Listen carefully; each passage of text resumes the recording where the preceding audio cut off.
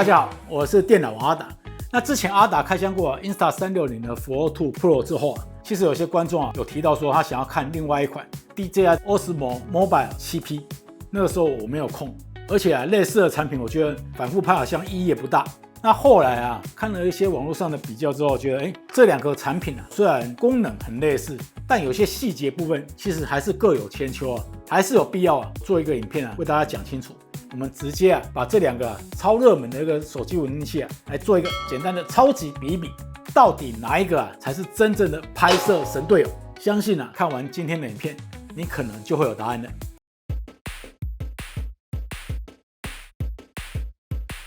一开始我们先比较一下它的外形还有功能。它们的外形如果我不讲的话，仔细看几乎没有太大的差别，主要就是颜色跟一些配置。这支 Insta360 Flow 2它折起来大概只有 17.8 公分长，那重量是350公克，那支援 MagSafe 磁吸背夹跟一些配件。你知道把这个磁吸背夹吸上去摊开就能使用，使用起来是算非常的简单OM7P 它也是类似的磁吸背夹，然后一样是这样夹住，这样摊开也是可以直接用，所以它们两个在张开使用上是非常非常类似的。而且这两只它们的体积都很小，都可以丢包包，都算轻松。不过呢，如果说你是用 iPhone 的使用者的话，你用 Insta360 我是觉得比较方便，因为它支援 Duck Kit， 不管是原生的 APP 或者说第三方应用，都能够直接做 AI 追踪，那使用上就比较广一点。DJI 呢，它相对来讲就没那么方便，它如果说要追踪的话，要透过它自己本身的 APP。不过DJI 它做一个我是觉得蛮聪明的一个设计就是一个 AI 追踪的模块，只要这样子磁吸扣上去，而且它可以换方向，它就可以帮你做追踪的动作，然后在第三方应用也可以做，而且它本身也具备补光灯，而且还可以调整色温，不管是 iPhone 或 Android 都可以用。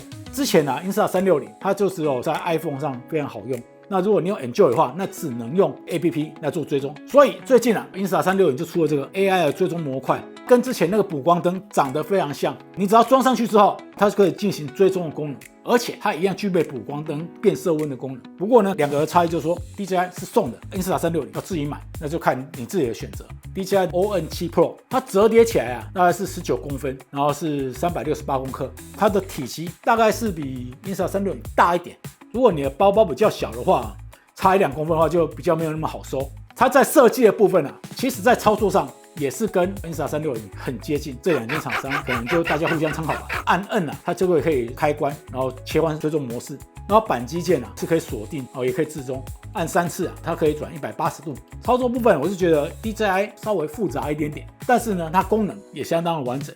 因为它有 AI 追踪模块不管是 iPhone 或 Android， 它自己 APP 或第三方应用都能追踪。不过呢，认真来说，我就觉得 Insta360 的 APP 它功能还更多一点。Insta360 它的 APP 它有读稿机，然后有创意拍摄，两个都有一个键出片这种 AI 剪辑功能，我觉得都很好用。而且这两只都有一个我觉得很好用的功能，就是它们都有这种伸缩出去的功能，它都可以当你的自拍棒，然后你在拍的时候不会说离你的脸很近，让你的脸显大。还有一点就是说它们下面摊开来就可以有脚架，那底部也都有云台的锁孔，用起来都很方便。个人觉得Insta360 它的体积比较大，而且它是金属的，所以放起来比较稳。那 DJI 呢就比较短，你如果立高了再架手机它其实是有点晃的。它还有一个缺点就是你在收的时候，对不对？它不太好收，像我这个手掌肉被夹到 OK， 这一点大家使用上要注意一点。外观跟功能就讲得差不多了。接着呢，我们话不多说，我们直接把这两个带到外面去做一个实测。第一个测试呢，就是 AI 追踪的功能。前面2只3轴，它已经夹着一只安卓手机，一只是 iPhone 手机。虽然说Insta360 它在 iPhone 的支援度很好，但是呢，如果你现在是用 Android 手机的话，你如果还要进行 AI 追踪功能，你可能就只能进入 Insta360 的 APP 里面，就相对来讲没那么方便。所以呢，现在 Insta360 它也出了个 AI 的追踪模块，装上去之后不管你是用 Android 手机，或者是智障型手机、运动相机，全部都可以拿来追踪。但是呢，虽然它们都有 AI 追踪功能，在能力上还是有差异的。在这个距离下呢，我只要手举起来，它们2台都可以侦测到我，也都可以跟着我走。这边都没有什么问题。那我在这边手在抬起来，他们2个都会停止追踪。但是呢，它们差异就在于说一个距离。假设我大概退到这么远的时候，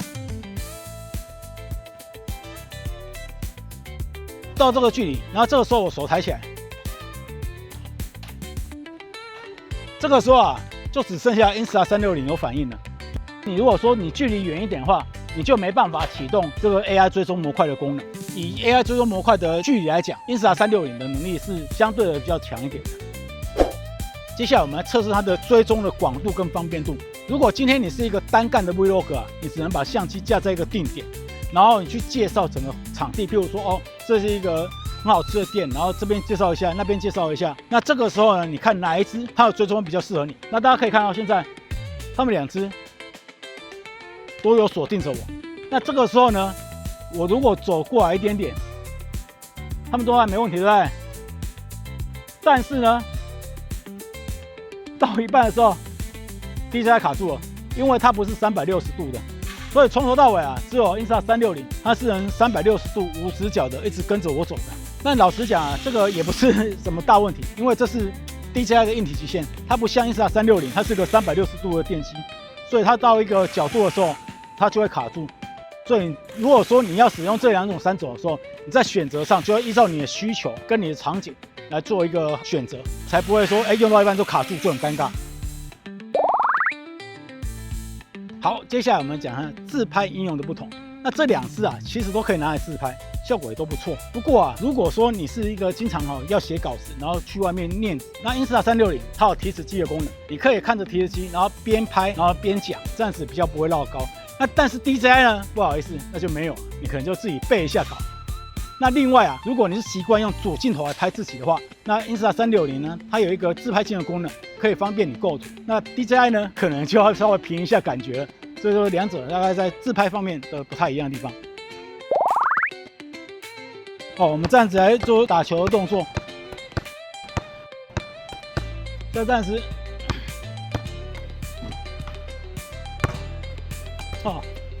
暂时啊，满场跑都是没有问题的。不过呢，如果你是 Insta360的话，它有多一个篮球模式。你在打球的时候，它会有一个计分板，然后啊，在精彩时刻还帮你做剪接。那最后啊，我们来测一个多人追踪的功能。那这个功能啊，真的是啊 Pro2 的终极杀招啊！因为啊，它最多啊可以同时追踪8个，不管是聚会啊、活动拍摄，都可以一镜到底，每个人都在里面。DJI 啊，我就很不幸了，怎么追都只有1个人，你必须挑选啊最帅最亮的那一个。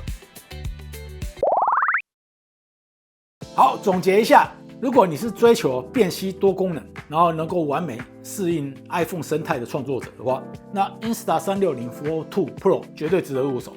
它功能多啊，且强大的代价，就是它价格相对 DJI 是高很多的，而且它的 AI 模组还要另外买。如果你的预算有限，大部分都使用 Android 手机 ，DJI 的 ON7 Pro 也是个很好的选择。那大家觉得这2款3种哪一款比较适合自己呢？留言告诉我。我是电脑王阿达，如果喜欢这种比较呢，记得帮我按赞、订阅与开小铃铛。